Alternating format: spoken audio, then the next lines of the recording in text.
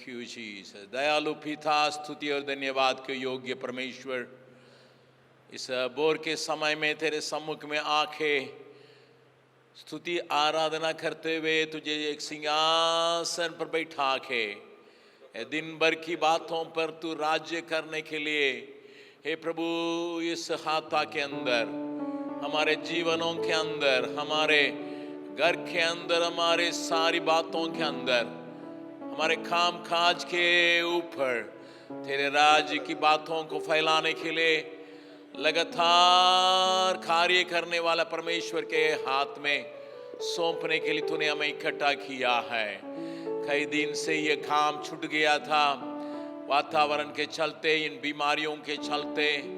ओ प्रभु, तो भी तूने हमें सहायता किया। एक और बार फिर इकट्ठे हो के तेरे सम्मुख में आके बोर के समय में हालेलुया तेरे वचन का अध्ययन करने के लिए, तेरी बातों पर मन लगाने के लिए, अपनी चिंताओं को वेदी के पास बैठा के ओ प्रभु आगे दौड़ में ताकत को प्राप्त करने के लिए तूने सहायता किया है।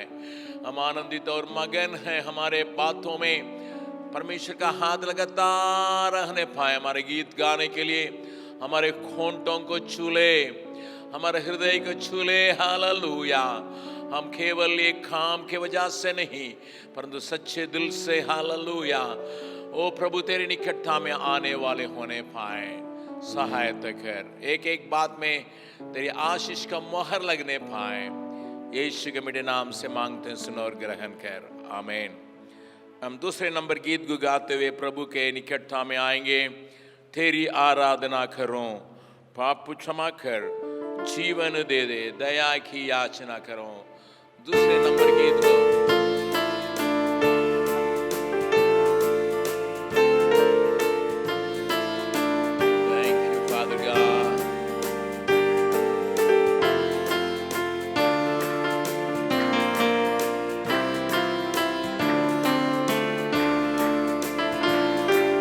तेरी आराधना करूं, तेरी आराधना करूं, पाप क्षमा कर, जीवन दे दे, दया की याचना करूं।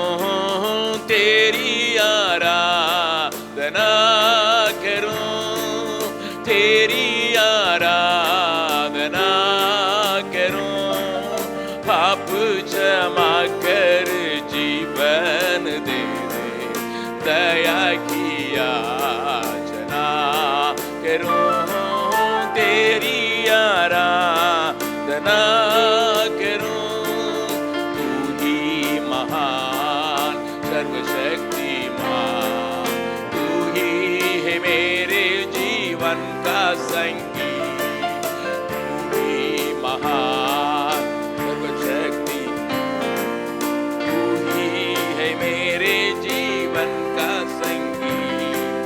हृदय के तार छेड़े जन का, हृदय के तार छेड़े जन का।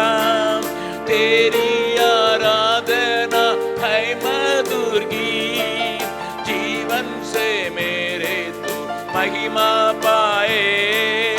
एक ही कामना करूं, पाप क्षमा कर,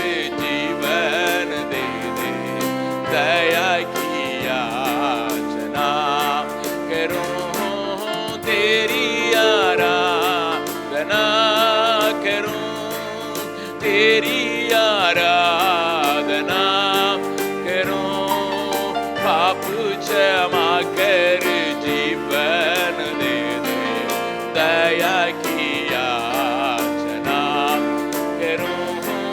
तेरी आराधना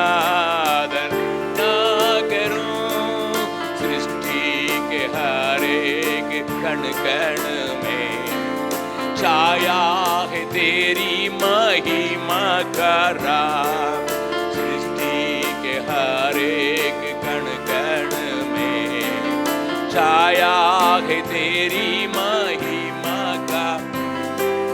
पक्षी भी करते हैं तेरी प्रशंसा, पक्षी करते हैं तेरी प्रशंसा, कल सुनाते हैं आनंद गारा। मेरी भी भक्ति तुझे ग्रहण हो, हृदय से प्रार्थना करूं, पाप क्षमा कर जीवन दे दे, दया की याचना करूं, तेरी आराधना करूं, तेरी आराधना करूं, पाप क्षमा कर जीवन दे दे, दया की याचना करूं, तेरी आराधना करूं। पतित जीवन में ज्योति चला, तुझी से लगी है आशा मेरी।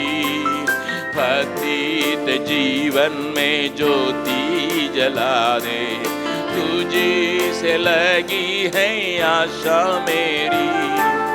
पाप तुमको दूर हटा दे,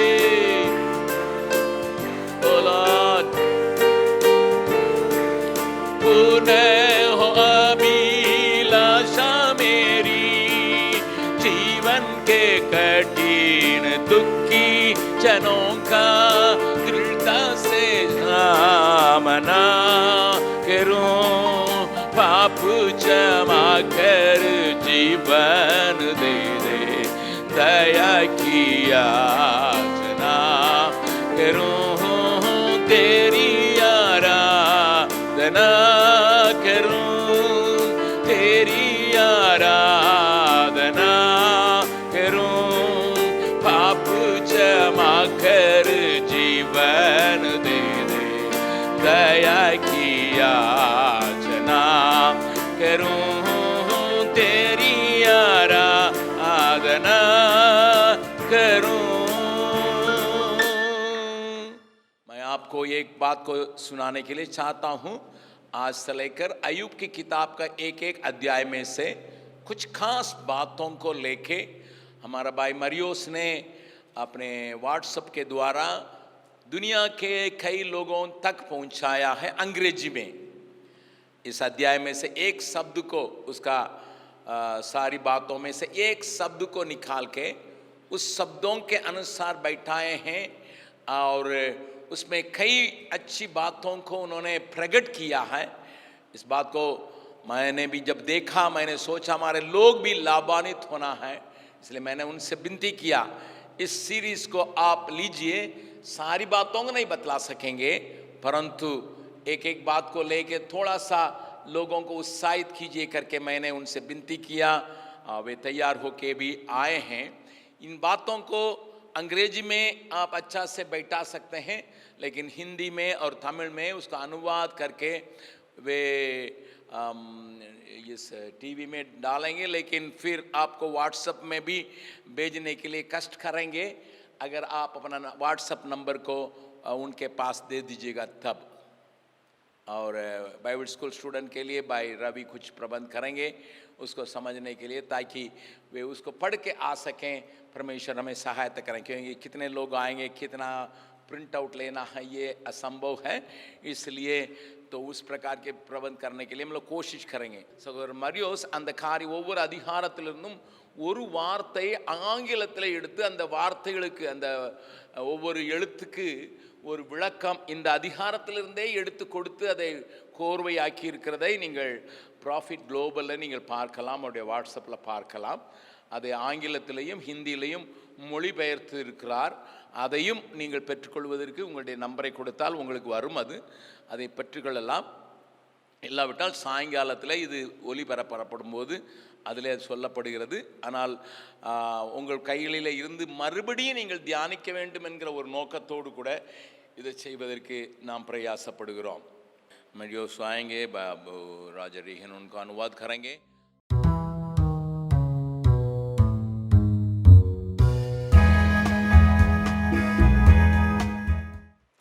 प्रभु यीशु मसीह के महान नाम से सबों को मैं स्वागत करता हूं। ஆண்டவராய் இயேசு கிறிஸ்துவின் இணையற்ற நாமத்தினாலே உங்கள் அனைவரையும் நான் வரவேற்கிறேன். और मैं परमेश्वर को धन्यवाद देता हूं कि आज के सुबह से हम परमेश्वर के वचन को लगातार अध्ययन करने के लिए परमेश्वर ने हमें एक अच्छा मौका दिया है। ஆண்டவருக்கு நான் நன்றி சொல்கிறேன். இன்றைய காலை தினத்திலிருந்து பொழுதிலிருந்து தேவ வசனத்தை தியானிக்கும்படி கர்த்தர் கொடுத்த நல்ல வாய்ப்பிற்காக. और ज़रूर मैं परमेश्वर के सामने और हमारे बड़े भैया के सामने मैं अपने को योग्य नहीं समझता कि यहाँ मैं खड़ा होकर के आपके बीच में परमेश्वर के वचन को मैं रख सकूं। இது உண்மைதான். நான் தேவனுக்கு முன்பதாகவும் பெரியவனுக்கு முன்பதாகவும் நின்று பிரசங்கிப்பதற்கு நான் பாத்திரவனாக என்னை நினைக்கவில்லை. इसलिए ज़रूर कई जगहों में परमेश्वर के वचन को पेश करने के बावजूद मैं एक कामता हुआ यहाँ पर खड़ा हूँ।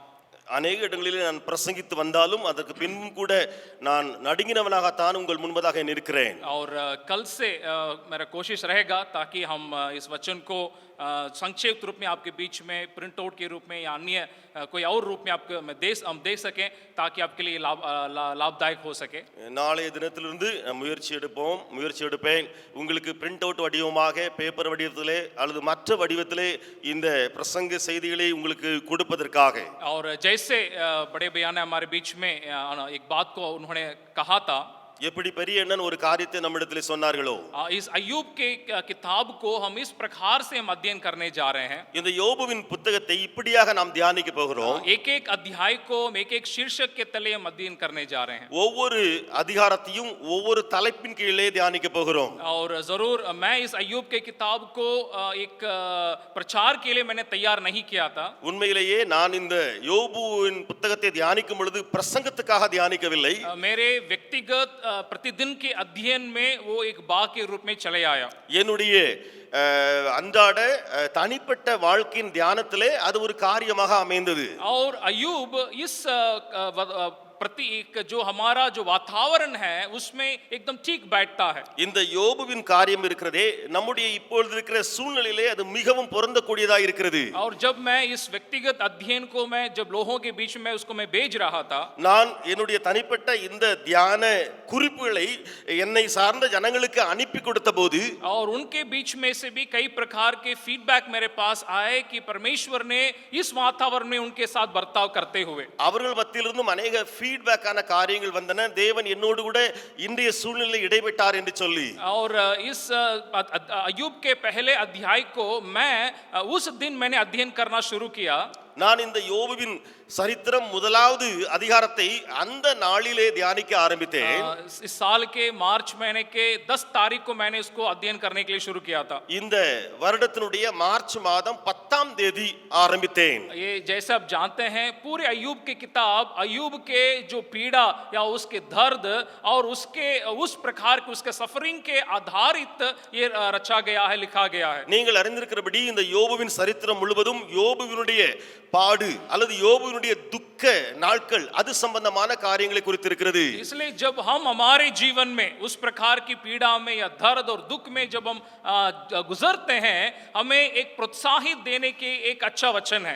ஆகையினாலே நம்முடைய வாழ்க்கையில இப்படிப்பட்ட கஷ்டங்கள் துன்பங்கள் வழியாக போகும் பொழுது இந்த வசனங்கள் நம்மை உந்தி உற்சாகப்படுத்தக்கூடிய வசனங்களாக இருக்கின்றன. और उसके बीच में हम परमेश्वर के कार्यों को जो हम नहीं देख सकते उसको हम पहचानने के लिए भी हमें मदद करती है. அந்த வேளையிலே நாம் தேவனுடைய கிரியை காண முடியாமல் இருக்கிறோமே அதை காண்பதற்கு அறிந்து கொள்வதற்கு உதவி செய்கின்றன. और 10 मार्च को जब इसके पहले अध्याय को मैं अध्ययन करने के लिए जब शुरू किया, மார்ச் 10ஆம் தேதி முதலாம் அத்தியாயத்தை நான் தியானிக்க ஆரம்பித்த போது मेरे इस राइट लेग में मुझे ऑपरेशन करना पड़ा और पूरे 10 दिन मैं बिस्तरा में मैं पड़ा था. என்னுடைய வலது காலிலே ஆபரேஷன் பண்ண வேண்டி இருந்தது. முழு 10 நாட்களும் அந்த நாட்களிலே நான் படுக்கையிலே இருந்தேன். और सुबह में ऑपरेशन थिएटर में था और आने के तुरंत बाद मैं अय्यूब के पहले अध्याय को मैं अध्ययन करने शुरू किया. நான் காலையிலே ஆபரேஷன் தியேட்டர்ல இருந்தேன். வந்தவுடனே வீட்டுக்கு வந்தவுடனேயே நான் இந்த யோபுவின் முதலாவது அத்தியாயத்தை தியானித்தேன். और मैं एक बात के ऊपर मैं विश्वास करता हूं. நான் ஒரு காரியத்தின் மேலே விசுவாசம் வைக்கிறேன். हमारा जो परमेश्वर का वचन का अध्ययन यूं ही नहीं होती है. தேவனுடைய வசனத்தினுடைய தியானம் அப்படியே ஒன்றாக ஒரு அமைந்து விடுகிற காரியம் அல்ல. परमेश्वर उसके द्वारा हमारे जीवन में बातें करता है और हमें बनाता है, அது ஒரு முக்கியமாக தேவன் நம்மோடு கூட பேசுகிற இடைவிடுகிற விஷயமா இருக்கிறது. ताकि हम और परमेश्वर के करीब हम आ सके, இது நிமித்தம் தேவன் அண்டையில் இன்னும் நாம் கிட்டி சேரவும், और हम परमेश्वर को हम पहचान सके, தேவனை இன்னும் அறிந்து கொள்ளவும், और हम परमेश्वर के मकसद को हम पूरा कर सके। தேவனுடைய திட்டத்தை நோக்கத்தை முழுமையாக்கவும். हालेलुया। ஹalleluya. विश्वास करता हूं कि लगातार परमेश्वर वचनों को आशीष दे। நான் விசுவாசிக்கிறேன் தேவன் தொடர்ந்து இந்த வசனங்கள் மூலமாக நம்மை ஆசீர்வதிப்பாராக. फिर से मैं उस अय्यूब के उस पहले अध्याय के पहला वचन को मैं पढ़ना चाहता हूं। நான் திரும்ப ஒரு முறையாக யோபுவின் சரித்திரம் முதலாவது அதிகாரம் முதலாம் வசனத்தை வாசிக்க விரும்புகிறேன். ऊज देश में अय्यूब नामक एक पुरुष था, वो खरा और सीधा था और परमेश्वर का भय मानता और बुराई से दूर रहता था। ஊச் தேசத்திலே யோபு என்னும் பெயர் கொண்ட ஒரு மனுஷன் இருந்தான். அந்த மனுஷன் உத்தமனும் சன்மார்க்கனும் தேவனுக்கு பயந்து பொல்லாப்புக்கு விலகுறவனுமாய் இருந்தான். यहाँ ना केवल अय्यूब के लेखक अय्यूब के बारे में इस प्रकार के उसके चरित्र के बारे में इस प्रकार वर्णन नहीं करता, யோபுவின் சரித்திரத்தை எழுதினவர் யோபுவை குறித்து இப்படியாக மாத்திரம் வர்ணித்து விடாமல், यहाँ पर परमेश्वर भी अय्यूब के बारे में उन बातों का प्रमाणित करते हैं। இங்கே தேவனும் கூட யோபுவை குறித்து இப்படிப்பட்ட காரியங்களை விளக்கி பேசுகிறார். जैसे हम जानते हैं, जैसे हमने पढ़ते वक्त हमने सुना था, शैतान जब परमेश्वर के पास अय्यूब के कारण जब आता है, நாம் எப்படி முன்பதாக வாசித்த பொழுது கேள்விப்பட்டோமோ, சாத்தான் என்பவன் யோபுவினுடைய காரியத்தை விஷயத்தை வைத்து எப்படியாக தேவ சந்நிதியிலே வந்து நின்ற பொழுது, तब 8वां वचन को अगर आप ध्यान देंगे, அப்பொழுது 8வது வசனத்தை கவனித்தால் वहां परमेश्वर भी अय्यूब के बारे में इस बात को प्रमाणित करते हैं। அங்கே தேவன் யோபுவை குறித்து இப்படிப்பட்ட விஷயங்களை பேசுகிறார். यहोवा ने शैतान से पूछा, क्या तूने मेरे दास अय्यूब पर ध्यान दिया है, क्योंकि उसके तुल्य खरा और सीधा और मेरा भय मानने वाला और बुराई से दूर रहने वाला मनुष्य और कोई नहीं है। கர்த்தர் சாத்தானை நோக்கி, என் தாசனாகிய யோபின் மேல் கவனம் வைத்தாயோ, உத்தமனும் சன்மார்க்கனும் தேவனுக்கு பயந்து பொல்லாப்புக்கு விலகுறவனுமாகிய அவனை போல பூமியில் ஒருவனும் இல்லை என்றார். यहाँ पर परमेश्वर भी अय्यूब के बारे में कहता है कि वो खरा और वो सीधा मनुष्य है। இங்கே தேவனும் கூட யோபுவை குறித்து இப்படியாக சொல்கிறார், அவன் உத்தமனும் அவன் சன்மார்க்கனுமாய் இருக்கிறான் என்று சொல்லி. इंग्लिश बाइबल एक उसके लिए एक शब्द को इस्तेमाल करती है, करा और सीधा के लिए अपराइट करके एक शब्द को इस्तेमाल करती है। ஆங்கில வேதாகமம் இந்த உத்தமன் சன்மார்க்கன் என்ற அந்த பதங்களுக்கு ஒரு பதத்தை இட்டு பேசுகிறது. அது என்ன என்று சொன்னால் अपराइट என்பது. तो आज के हम अध्ययन के लिए उस करा और सीधा यानी उस अपराइट के उस टॉपिक में हम कुछ बातों को हम अध्ययन करेंगे। இன்றைக்கு நாம் நம்முடைய தியானத்துக்காக அந்த உத்தமனும் சன்மார்க்கனும் என்ற அந்த காரியம் இருக்கிறதே, அப்ரைட் என்ற ஆங்கில வார்த்தை, அதன் அடிப்படையில் தியானிக்க போகிறோம். इस पहला अध्याय के 22 वचनों को अगर आप ध्यान पूर्वक पढ़ेंगे, இந்த முதலாம் அதிகாரத்தினுடைய 22 வசனங்களையும் கவனமாக வாசித்தால், और वहां 7 प्रकार के करा और सीधा चरित्र को आप पहचान सकते हैं। இங்கே 7 விதமான உத்தமத்தை குறித்ததான நல் வழியை குறித்ததான காரியங்களை நீங்கள் பெற்றுக்கொள்ளலாம். वो अपराइट जो शब्द है उसमें 7 अक्षर हैं, அப்ரைட் என்ற ஆங்கில வார்த்தையிலே 7 எழுத்துக்கள் உண்டு.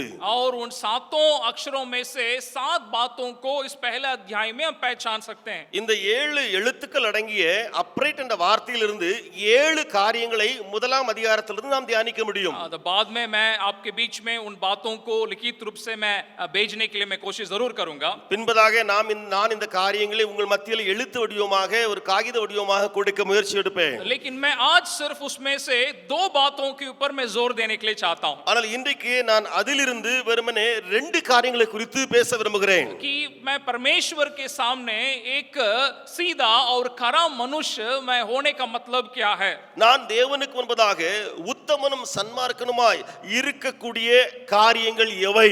और यहाँ पे वचन कहता है कि वो खरा और सीधा था और परमेश्वर का भय मानने वाला मनुष्य था। இங்கே வேதவசனம் சொல்கிறது, அவன் உத்தமனும் சன்மார்க்கனுமாய் இருந்தான், அவன் கர்த்தருக்கு பயப்படுகிறவனா இருந்தான் என்று சொல்லப்பட்டிருக்கிறது. उन दो बातों को कहने के पहले एक और बात को मैं शुरू में मैं कहना चाहता हूं. அந்த ரெண்டு காரியங்களையும் சொல்லுவதற்கு முன்பதாக இன்னொரு காரியத்தை முதலாவதே சொல்லி விடுகிறேன். अय्यूब के जीवन में जब परमेश्वर ने शैतान को उन पीड़ाओं को आने दिया, எப்படி தேவனாய கர்த்தர் ஒருவேளை சாத்தான் மூலமாக அந்த விதமான வலிகளையும் வேதனைகளையும் யோபுவின் வாழ்க்கையிலே அனுமதித்தாரோ, अय्यूब उसके कारण को, उसके रीजन को समझ नहीं सका. யோபுவுக்கு அதனுடைய காரணமோ என்ன, அதனுடைய நோக்கமோ என்று புரியவே இல்லை. क्योंकि आप और हम जरूर अय्यूब के किताब को पढ़ रहे हैं, इसलिए हम जानते हैं कि स्वर्ग में क्या बातें घटी थी. நாம் நன்றாய் அறிந்து வைத்திருக்கிறோம். ஏனென்றால் யோபுடைய சரித்திரத்தை முழுவதுமாய் ஒரேடியாய் வாசித்து விடுவதனாலே பரலோகத்திலே என்ன சம்பவம் நேரிட்டது என்று அறிந்திருக்கிறோம். लेकिन वो बातें अय्यूब को प्रकट नहीं किया जा रहा है. ஆனால் அந்த நமக்கு தெரிந்த காரியங்கள் யோபுவுக்கு விளக்கப்படவில்லை. He does not know the reason why he is going through that suffering, the pain. अय्यूब को मालूम नहीं था कि क्यों वो इस प्रकार पीड़ाओं में गुजर रहा है. और दूसरा, अगर आप इस पहला अध्याय के ऊपर अगर आप ध्यान देंगे, இரண்டாவது இந்த முதலாவது அத்தியாயத்தை கவனத்தையோடு பார்த்தால், यहाँ पर अय्यूब के बच्चों के जीवन में एक बहुत बड़ा आपदा आती है. யோபுவுடைய பிள்ளைகளுடைய வாழ்க்கையிலே பெரிய ஆபத்து வருகிறது. उसकी जो भी संपत्ति थी वो सारी चीजें खत्म हो जाती हैं. அவனுக்கு இருந்த சொத்துக்கள் எல்லாம் அழிக்கப்படுகின்றன. उसके सारे लोग मिट जाते हैं. அவனுடையவர்கள் எல்லாம் மாண்டு போகிறார்கள். कारण क्या है? காரணம் என்ன? शैतान अय्यूब को टारगेट करने के कारण, சாத்தான் என்பவன் யோபுவை குறிவைத்ததினாலே, उनके सारे, उनके बच्चों से लेकर संपत्ति से लेकर उनके लोग सबके ऊपर उसने अटैक किया. அவனுடைய பிள்ளைகள், அவனுடைய சொத்து, அவனுடையவர்கள் எல்லார் மேலேயும் சாத்தான் தாக்கம் உண்டு பண்ணினான். सिर्फ अय्यूब उनका उसका टारगेट था, அவனுடைய முதல் குறி யோபுவா இருந்தாலும் बल्कि उनके सारे लोग उसके अटैक में आ चुके थे. அவனை சார்ந்தவைகள் எல்லாம் அந்த சாத்தானுடைய தாக்கத்துக்கு உள்ளாகின. कभी कभी हम भी इस बात को अनुभव कर सकते हैं. हम जब सोचते हैं कि क्यों मेरे साथ सारे बातों में इस प्रकार की एक अटैक, इस प्रकार की बातें हो रही हैं. சில நேரங்களில் நாமும் யோசிக்கிறோம், எனக்கு இருக்கிற எல்லா காரியங்களிலேயும் ஏன் இப்படிப்பட்ட ஒரு பயங்கரமான அழிவு, ஒரு பயங்கரமான அடி விழுகிறது. यहाँ परमेश्वर का वचन हमें एक बात को समझने के लिए हमें मदद करती है. இங்க தேவ வசனமானது நமக்கு ஒரு காரியத்தை புரிய வைக்க முயற்சி எடுக்கிறது. हमारे बच्चों के जीवन में या हमारे लोगों के जीवन में कोई एक कमी होने के कारण नहीं, நம்முடைய பிள்ளைகளுடைய அல்லது நம்முடைய ஜனங்களுடைய வாழ்க்கையிலே குறை இருப்பதினாலே அல்ல, लेकिन शैतान हमें व्यक्तिगत रीति से टारगेट करने के कारण वे भी उस अटैक में शामिल हो सकते हैं. ஆனால் சாத்தான் என்பவன் நம்மை தனிப்பட்ட விதத்திலே குறிவைத்து அவன் அடிக்க முயற்சி எடுப்பதினாலே நம்ம சார்ந்தவைகள் அல்லது சார்ந்தவர்கள் எல்லாருமே தாக்கப்படுகிறார்கள். लेकिन आज की सुबह मैं आपको प्रोत्साहित करना चाहता हूं. இந்த காலையிலே உங்களை உற்சாகப்படுத்த விரும்புகிறேன். शैतान उस प्रकार की बातों के हमारे जीवन में कोशिश करने के बावजूद, சாத்தான் அப்படிப்பட்ட விஷயங்களிலே நம்ம மேலே தாக்குதல் ஏற்படுத்தினாலும், हमारा एक परमेश्वर है जो हमें हमारे अंदर की बातों को जो जानता है, पहचानता है. நமக்கு ஒரு தேவன் உண்டு, நமக்கு உள்ளே இருக்கிற காரியங்களை அறிந்து ஆராய்ந்து வைத்திருக்கிறவர். हालेलुया. அல்லேலூயா. जैसे मैंने कहा, सिर्फ दो बातों को मैं दिखा के मैं अंत करना चाहूंगा. நான் சொன்னது போல ரெண்டு விஷயங்களை மாத்திரம் இன்றைக்கு பேசி முடிப்பேன். एक खरा और सीधा मनुष्य के जीवन में उस खराई को हम कैसे पहचाने. உத்தமனும் சன்மார்க்கனுமாய் இருக்கிற ஒரு மனிதனுக்குள்ளே உத்தமத்தை எப்படி அறிந்து கொள்வது? मैं अय्यूब के फर्स्ट रिस्पांसिबिलिटी यानी उसके पहले जिम्मेदारी को मैं पहले दिखाना चाहूंगा. நான் யோபுடைய முதலாவது பொறுப்பை உங்களுக்கு காண்பிக்கட்டும். और दूसरा उसका फर्स्ट रिएक्शन को मैं दिखाना चाहूंगा. पहला उसका प्रतिक्रिया को मैं दिखाना चाहूंगा. அதற்கு பின்பு அவனுடைய பிரதிக்கிரியை அவன் எப்படியாக கிரியிலே வெளிப்படுத்தினான் என்று சொல்லி காண்பிக்க விரும்புவேன். पहले हमने उस कारण को देखा, रीजन को हमने देखा. முதலாவது நாம் அந்த காரணத்தையும் அதனுடைய நோக்கத்தையும் அறிந்து கொண்டோம். यहाँ एक खरा और सीधा मनुष्य के रिस्पांसिबिलिटी को और रिएक्शन को मैं दिखाना चाहता हूं। இப்பொழுது நான் ஒரு உத்தமனும் சன்மார்க்கனுமாய் இருக்கிற அந்த மனிதனுடைய அவனுடைய அந்த ரியாக்ஷன், அவனுடைய ரெஸ்பான்சிபிலிட்டி, இந்த ரெண்டையும் காண்பிக்கட்டும். अय्यूब उसके जीवन में उसका प्राथमिक जिम्मेदारी क्या क्या रही? யோபுடைய வாழ்க்கையிலே அவன் முதன்மை இடத்தில் வைத்த அவனுடைய முக்கிய காரியம் என்ன? उसका 5वां पद को देखिएगा। 5வது வசனத்தை பாருங்கள். जब जब बोझ के दिन पूरे हो जाते तब तब अय्यूब उन्हें बुलवाकर पवित्र करता और बड़े बोर को उठकर उनकी गिनती के अनुसार होम बलि चढ़ाता था। விருந்து செய்கிற அவரவருடைய நாள் முறை முடிகிற பொழுது யோபு ஒருவேளை என் குமாரர் பாவம் செய்து தேவனை தங்கள் இருதயத்தில் தூசித்திருப்பார்கள் என்று சொல்லி அவர்களை அழைத்தனுப்பி பரிசுத்தப்படுத்தி அதிகாலமே எழுந்து அவர்கள் எல்லாருடைய இலக்கத்தின்படியையும் சர்வாங்க தகன பலிகளையும் செலுத்துவான். இந்த பிரகாரமே அந்நாட்களில் எல்லாம் செய்து வந்தான். इस पहला अध्याय अय्यूब के जीवन में उस कराई के उस संदर्भ में उसकी प्राथमिक जिम्मेदारी को हमें पेश करती है। இந்த முதலாவது அதிகாரம் யோபுனுடைய உத்தமத்தை குறித்து பேசுகிற வேளையிலே அவனுடைய முதன்மையாய் வைத்திருக்கிற அவன் கொடுத்திருக்கிற முதல் இடத்தை குறித்து பேசுகிறது. वो प्रतिदिन भोर में वो परमेश्वर को आराधना करने वाला एक मनुष्य रहा। அவன் ஒவ்வொரு நாளும் அதிகாலையிலே தேவனை ஆராதிக்கிறவனாக இருந்தான். वो ना केवल अपने व्यक्तिगत जीवन में परमेश्वर का भय मानता है, அவன் தன்னுடைய சொந்த வாழ்க்கையிலே தனிப்பட்ட வாழ்க்கையிலே தேவனுக்கு பயப்படுகிறவன் மாத்திரமல்ல, वो चाहता है कि अपना पूरा परिवार परमेश्वर के भय मानने वाले रहे। அவன் விரும்புகிறான் என்னுடைய எல்லா குடும்பத்தினரும் தேவனுக்கு பயப்படட்டும்.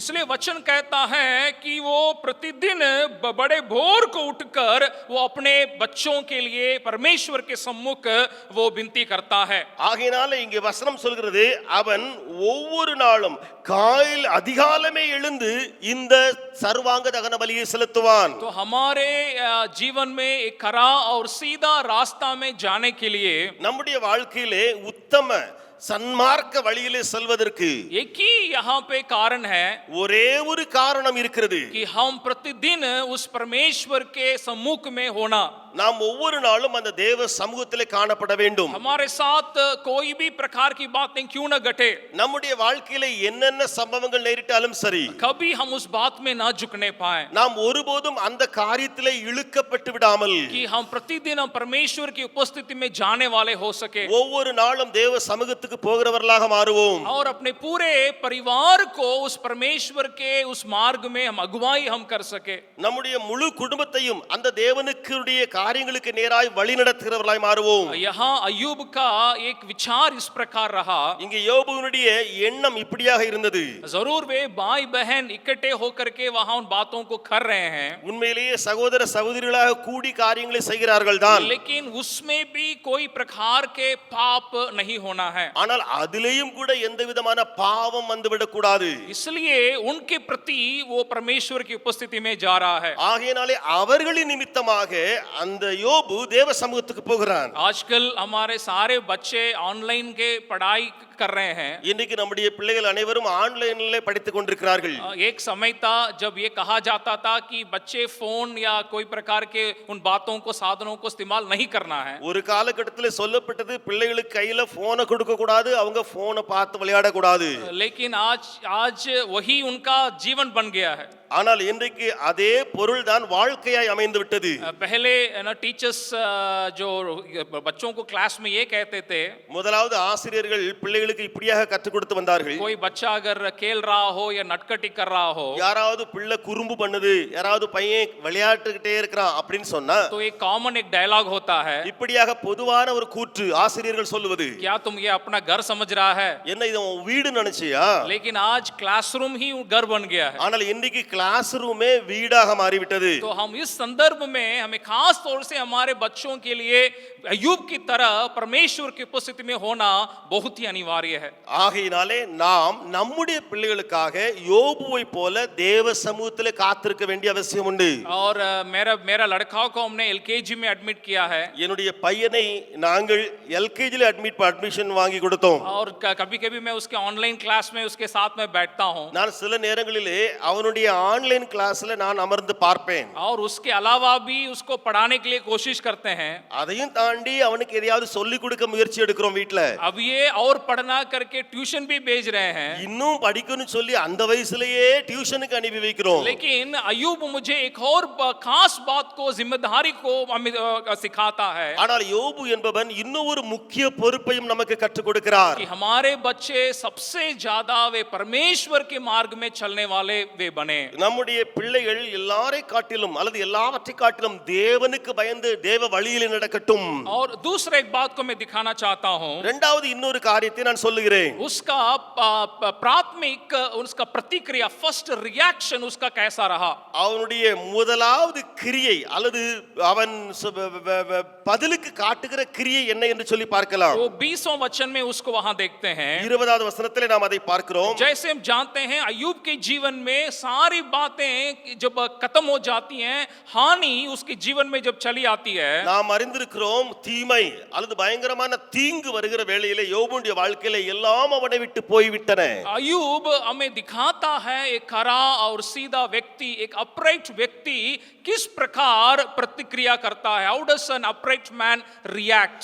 இந்த யோபு இருக்கிறானே, அதாவது ஒரு அப்ரைட் மேன், உத்தமனும் சன்மார்க்கனுமாய் இருக்கிற ஒரு மனிதன் எவ்விதமாய் பிரதிக்கிரியை வெளிப்படுத்துவான் என்று அவன் கற்றுக் கொடுக்கிறான். अय्यूब का प्रतिक्रिया को देखिए। அய்யூபுடைய பதிலை பாருங்கள். तब अय्यूब उठा, 20वां वचन को मैं पढ़ रहा हूं। तब अय्यूब उठा और भागा, फाड़, सिर मुंडाकर भूमि पर गिरा और दंडवत करके कहा। 20வது வசனத்தை நான் வாசிக்கிறேன். அப்பொழுது யோபு எழுந்திருந்து தன் சால்வையை கிழித்து தன் தலையை சிரைத்து தரையிலே விழுந்து பணிந்து. यहाँ पर हम क्या देखते हैं, उसका पहला प्रतिक्रिया क्या रहा। இங்கே நாம் பார்க்கிறது என்ன? அவனுடைய முதல் பதில் கிரியை என்ன? आराधना उसका पहला प्रतिक्रिया रहा। ஆராதனையே அவனுடைய முதல் பதில் கிரியை. सारी बातें खत्म हो चुकी हैं, उसके ऊपर एक बड़ी हानि उसके ऊपर आ पड़ी है। எல்லாம் இழந்து போய்விட்டன, அவன் மேலே பயங்கரமான தீங்கு வந்து விளைந்தது. लेकिन वो क्या करता है, परमेश्वर की उपस्थिति में चले जाता है। ஆனால் அவன் செய்கிறது என்ன? தேவ சமூகத்திலே போய் கிடக்கிறான். हमारे जीवन में, हमारे खराई में स्थिर रहने का एक ही रहस्य है।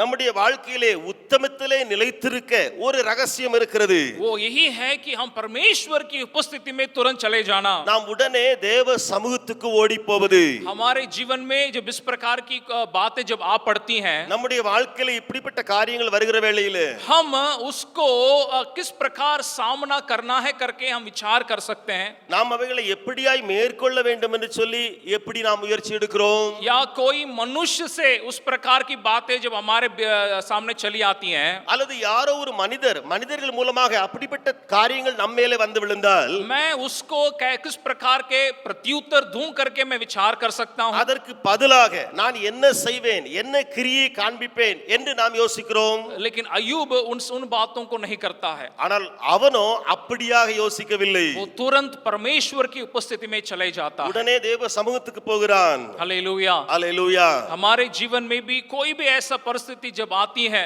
हम अय्यूब की तरह परमेश्वर की उपस्थिति में हम जाने पाए। நம்முடைய வாழ்க்கையிலும் அப்படிப்பட்ட ஒரு சூழ்நிலை வரும் பொழுது நாம் யோபுவை போல தேவ சமூகத்துக்கு போகலாம். अय्यूब दोष नहीं लगाता, वो दंडवत करता है। யோபு குற்றப்படுத்தாமல் அவனோ பணிந்து விழுந்து வணங்குகிறான். वो आरोप नहीं लगाता है, वो परमेश्वर की आराधना करता है। அவன் குற்றம் சுமர்த்தாமல் தேவனை ஆராதிக்கிறான். हम भी परमेश्वर को हर परिस्थिति में, खास तौर से पीड़ा के परिस्थिति में आराधना करने वाले हम बन सके। நாமும் விசேஷமாக கஷ்டப்படுகிற துன்பப்படுகிற சூழ்நிலையிலே ஆராதிக்கிறவர்களாக மாறுவோம். एक बात को मैं आपके बीच में रख के मैं खत्म करना चाहता हूं। ஒரு காரியத்தை உங்கள் மத்தியில வைத்து நான் முடிக்க விரும்புகிறேன். हमारे देश में सबसे पहले जो बाइबल के अनुवाद तमिल भाषा में किया गया था, நம்முடைய தேசத்திலே முதலாவது வேத மொழிபெயர்ப்பு தமிழ் பாஷையிலே இருந்தது.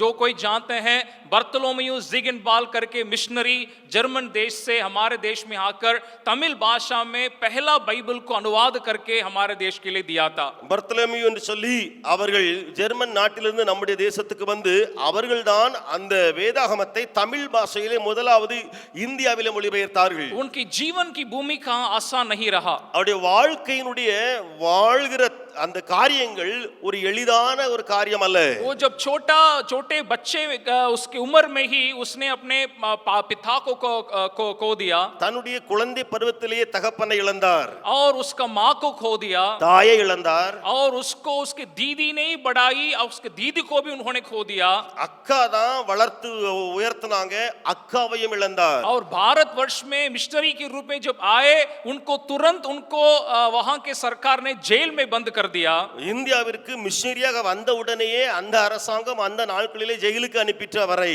इतनी सारी कठिनाई के बावजूद एक परमेश्वर के लिए वो एक महान दास के रूप में परमेश्वर के वचन को इस देश के लिए वो दे सके இந்த கடின பாதைகள் கஷ்டங்களிலே வேத வசனத்தை இந்த தேசத்துக்கு கொடுக்க வேண்டும் என்று சொல்லி பாடுபட்டார். और बहुत ही कम उम्र में वे मर भी गए.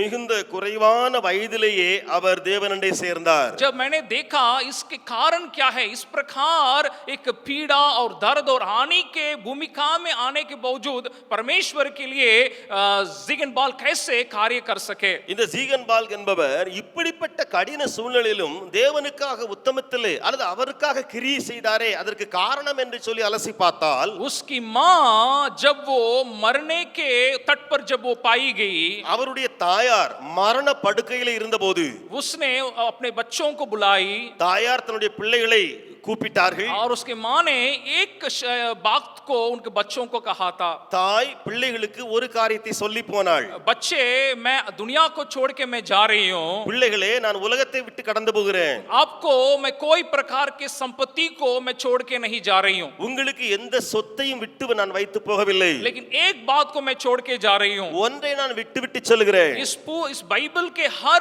पन्ने को अपने आंसुओं से मैंने इस पन्ने को भिगाया है, उसको मैं आपके लिए मैं छोड़ के जा रही हूँ. பாருங்கள் இந்த வேத புத்தகத்திலே என்னுடைய கண்ணீரால் முழுவதும் நனைந்த பக்கங்கள் உண்டு, அந்த வேதத்தையே அந்த நனைந்த பக்கங்களையே உங்களுக்காக விட்டு விட்டு சொல்கிறேன். और वो बात ज़िगनबाल के उस छोटे उम्र में एक बड़ा प्रभाव को छोड़ दिया. இந்த விஷயம் சீகன் பால்குடைய சிறு வயதிலேயே ஒரு பயங்கர நல்ல தாக்கத்தை உண்டு பண்ணிட்டு उसकी जीवन की हानि उसको परमेश्वर से दूर नहीं किया, परमेश्वर के पास लेके आया. வாழ்க்கையின் சோக சம்பவம் தேவனை விட்டு அவரை பிரிக்காமல் தேவன் அண்டையிலே நெருக்கிற்று. परमेश्वर के खरा और सीधे मार्ग में चलने के लिए उसको उत्साहित किया.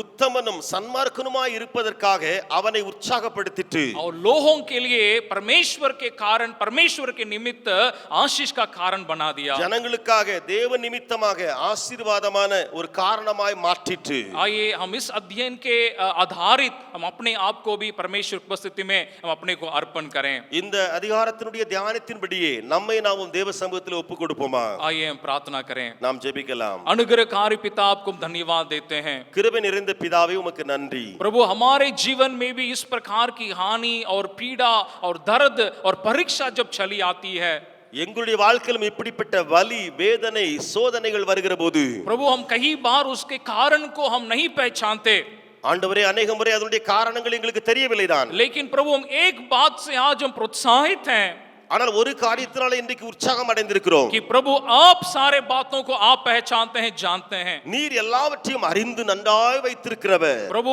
उन परिस्थितियों में भी அந்த சூழ்நிலையிலும் கூட ஆண்டவரே हम अय्यूब की नाई, யோபுவை போல நாங்களும் ज़िगनबाल की नाई ஜீகன் பால்கை போலவும் तेरा खरा और सीधा मार्ग में हम चलने वाले हो सके. உத்தம சன்மார்க்க வழியிலே நாங்கள் நடக்கிறவர்களாய் இருக்கட்டும். हमारे व्यक्तिगत जीवन में तेरे भय मानने वाले हम हो सके. தனிப்பட்ட வாழ்க்கையிலே உமக்கு பயப்படுகிறவர்களாய் நாங்கள் மாறட்டும். हमारे बच्चे और परिवार को तेरे मार्ग में हम ले अगुवाई करने वाले हम बन सके. प्रभु எங்களுடைய பிள்ளைகளையும் எங்களுடைய குடும்பத்தினரையும் உம்முடைய வழிகளிலே வழிநடத்துகிறவர்களாக மாறட்டும். और इस प्रकार की एक नकारात्मक परिस्थिति के हमारा प्रतिक्रिया आराधना बनने पाए स्वामी. இப்படிப்பட்ட எதிர்மறை சூழ்நிலையிலே மாறான சூழ்நிலையிலே எங்களுடைய காரியம் உம்மை ஆராதிக்கிறவர்களாய் மாற்றட்டும். हमें लगातार प्रभु इस वचनों के द्वारा हमें आशीष कीजिए, தொடர்ந்து वசனங்கள் மூலமாக எங்களை ஆசீர்வதியும். ताकि प्रभु हम तेरे मकसद को पहचानने पाए இது நிமித்தம் உம்முடைய நோக்கத்தை நாங்கள் அறிந்து கொள்ளவும் और तेरे मकसद के लिए हम कार्यरत होने पाए. அந்த நோக்கத்தை